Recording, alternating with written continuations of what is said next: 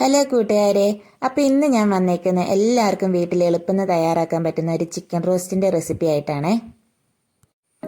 അപ്പോൾ അതിനായിട്ട് നമുക്ക് ഉരുളി ചൂടാക്കി അതിനകത്ത് കുറച്ച് എണ്ണ ഒഴിച്ച് കടുക് പൊട്ടിച്ചു കൊടുക്കാമേ.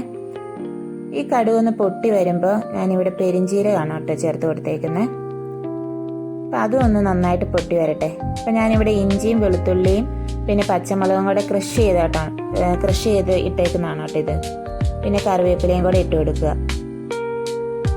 ഇതൊന്ന് നന്നായിട്ട് മൂത്ത് വരട്ടെ.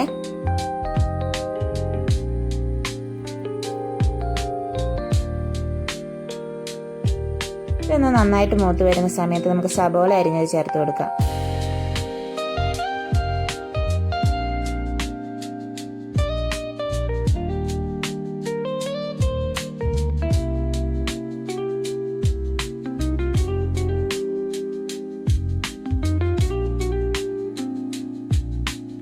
അപ്പം നമ്മുടെ സബോള ഇവിടെ വാടി വന്നിട്ടുണ്ട്. നമുക്ക് കുറച്ച് തക്കാളി കൂടി ഇട്ട് കൊടുക്കാം.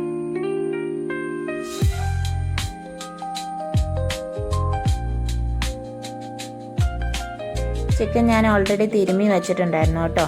അപ്പം ആ തിരുമ്മി വെച്ചേക്കുന്ന ചിക്കനും കൂടി ഇതിനകത്തോട്ട് ചേർത്ത് കൊടുക്കാം.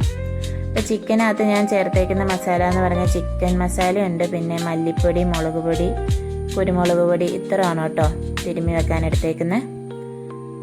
ഇതെല്ലാം നന്നായിട്ടൊന്ന് യോജിപ്പിച്ച് കൊടുക്കാം.